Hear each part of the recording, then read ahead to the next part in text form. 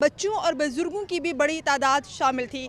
गुज़श्ता 61 रोज़ से सख्त सर्दी में ये मुजाहिरीन हमें प्रेस क्लब के बाहर ही नजर आए, लेकिन आज एकदम से ये ऐलान कर दिया गया है कि इस धरने को ख़त्म कर दिया गया है। और ये ऐलान डॉक्टर महरंग बलोच की जानिब से किया गया। किन कंडीशंस पर किया गया, ये हम इनसे बात करते हैं। हमारे साथ डॉक्टर महरंग बलोच मौजूद है। महरंग बलोच, मुझे बताइएगा कि मुज़ाकरात भी किए गए, लेकिन अब एकदम से ये ऐलान सामने आया है, आया कोई मुज़ाकरात हो गए हैं या कोई कुछ और कंडीशंस आपकी तय हो गई हैं? जी नहीं, कोई मुज़ाकरात नहीं हुए हैं। मुज़ाकराती कमेटी की जानिब से हमारे पास कोई मिलने नहीं आया है। उसके बरहक्स ये हुआ है कि 61 दिनों के दौरान इस तहरीक को मुसलसल तौर पर इसके कारकुनान को हरासा किया गया है, हमें थ्रेट किया गया है।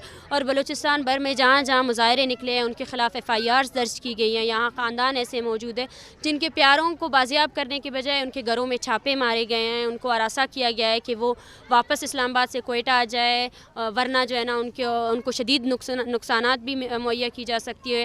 रियासत की जानिब से जिस तरह परसों हम लोग एक कॉन्फ्रेंस रख रहे थे, पूरे रीजन को कर्फ्यू नाफिज किया गया। और इसी तरह हम तकरीबन एक महीने से यहाँ बैठे हुए हैं। एक महीने से हम हर रोज़ थ्रेटन फील कर रहे हैं। हर रोज़ यहाँ पे नॉर्मल जो खाने पीने की अशिया है वो भी नहीं लाई गई है। अफसोस ये है कि एहतजाज करना हर शहरी का हक़ है, लेकिन हमें अपने इस हक़ के लिए भी इस्लामाबाद हाई कोर्ट जाना पड़ा कि हम यहाँ एहतजाज पे बैठे हैं, हमारी ज़िंदगियों को ख़तरा लाए कि खुदारा हमें तहफ़्फ़ुज़ फराम किया जाए। जब इस्लामाबाद हाई कोर्ट ने हमारे हक़ में फ़ैसला दिया, उसके बाद से भी मुसलसल तौर पर इस्लामाबाद पुलिस हमें हरासा कर रही है। बलोच, मुझे ये भी बताइएगा कि यानी कि अब कोई भी ऐसी कंडीशंस नहीं है, आप अपनी मर्ज़ी से ही यहाँ से जा रही हैं? देखिए, मर्ज़ी की बात नहीं है। मसला ये है कि हमें एक थ्रेटन सिचुएशन में लाया गया है। यहाँ पे एक थ्रेट अलर्ट जारी करके यहाँ पे बच्चों औरतों को मशकूक करार दिया जा रहा है। और कल को अगर कोई वायलेंस किया जा सकता है, वायलेंस के लिए एक फ़िज़ा फराहम की गई है। हमें बहुत अफसोस है कि हम यहाँ पर आए थे, अपने मुतालबात लेकर आए थे, क्योंकि इस्लामाबाद विफाक है तो वो बलूचिस्तान का भी विफाक कहलाया जाता है। हम बलूचिस्तान से कुछ जेन्युइन इशूज़ लेकर आए थे, जो आइनी इशूज़ थे, जिन पर बात हो सकती थी, जिनका हल तलाश किया जा सकता था और जिनका हल पाकिस्तान के कॉन्स्टिट्यूशन में ही मौजूद है कि लोगों को अपनी अदालतों में पेश किया जाए, एक्स्ट्रा जुडिशली किसी को किल ना किया जाए। हमारे बेसिकली मुतालबात ही यही थे, जिस पर पूरा बलूचिस्तान सरापा एहतजाज था। इसमें लाखों के लोग मौजूद है। मैं बारहा कह चुकी हूँ कि यहाँ पे मौजूद 300 ख़ानदान नहीं है, पूरा बलूचिस्तान सरापा एहतजाज है। अगर मीडिया इसको नहीं देखती है, उसको कवर नहीं करती है, वो अलग चीज़ है। पूरी ग्लोबल मीडिया हमें कवर कर रही है कि किस तरह बलूचिस्तान में गुज़श्ता 2 दहाइयों के बाद से ऐसी अपराइजिंग आई है जिसमें हर बच्चा, हर औरत, हर घर से लोग निकले, क्योंकि वो खुद इस रियासती जबर का शिकार है। और वो आपसे क्या मुतालबा कर रहे हैं कि भाई हमारे प्यारों को अपनी अदालतों में लेकर आओ, अपनी अदालतों को इज्जत दो। हम कब तक इंतज़ार करेंगे? महरंग बलोच, आपने अपनी प्रेस कॉन्फ्रेंस में कहा कि आप वापस बलूचिस्तान जाएंगी और वहाँ पे बताएंगी कि आपको यहाँ से जो नफ़रत मिली है उसके मुतालिक बताएंगी। पूछना यह है कि रियासत के ख़िलाफ़ शर अंगेज़ मुहिम शुरू करके आपको क्या मिलेगा? मतलब आप उनके जो दीगर इशूज़ हैं उन पर क्यों फोकस नहीं करेंगी? जैसे वहाँ पे अमन अमान की सूरत हाल है, दहशतगर्दी है, बेरोज़गारी है, सिर्फ नफ़रत ही क्यों? जी नहीं, बिल्कुल नहीं। मुझे अफसोस होता है आप मुझसे ये सवाल कर रहे हैं। मैम ने ये नहीं, बिल्कुल भी ये नहीं कहा है कि हम रियासत के ख़िलाफ़ एक नफ़रत अंगेज़ मुहिम चला रहे हैं। हम यहाँ आए थे और हमारा मुतालबा आज भी यही है रियासत से कि वो एंड इन्फोर्स डिसअपेरेंस करे, जबरी गुमशुदगी को एक जुर्म करार दे और साथ साथ जितने लोग हैं उनको रिहा किया जाए। हमारा कहना ये था, अगर कोई प्रेस कॉन्फ्रेंस के एक फ़िक्रे को फिर से अगर आप लोग जो है ना मीडिया में लाकर जो है ना उसको वो करना चाहते हैं तो वो मुझे अफसोस होता है।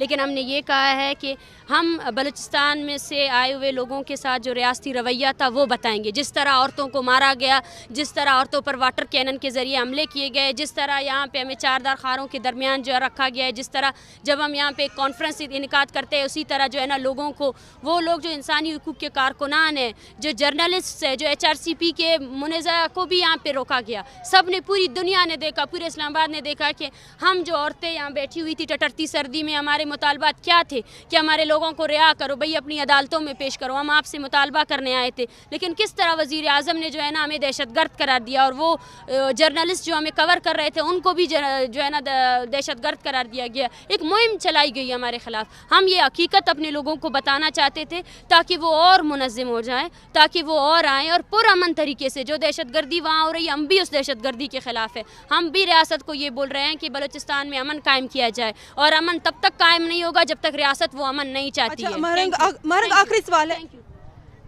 जी बिल्कुल, डॉक्टर महरंग बलोच की गुफ्तगू आपने सुनी। उनका कहना है कि उनके साथ किसी ने भी मुज़ाकरात नहीं किए। बहुत से सवालात अभी बाकी थे, लेकिन शायद एक दो सवाल का जवाब देना ही उनके लिए बहुत दुश्वार था, इसलिए इन्होंने मज़ीद जवाब देने से गुरेज किया। अभी इनसे ये पूछना भी बाकी था कि इनका एक क्लिप वायरल हुआ था जिसमें इनकी जानिब से ये बताया गया कि ईरान में जो दहशतगर्द मारे गए उनके लवाहिकीन यहाँ पर मौजूद हैं। तो हम बहुत सारे सवालात के जवाबात वो नहीं दे सकी, लेकिन उनकी जानिब से ये बताया गया है कि किसी ने मुज़ाकरात नहीं किए और ये धरना उन्होंने जो थ्रेट उनको मिले हैं बकौल उनके बायस इन्होंने ख़त्म करने का ऐलान किया है। जी।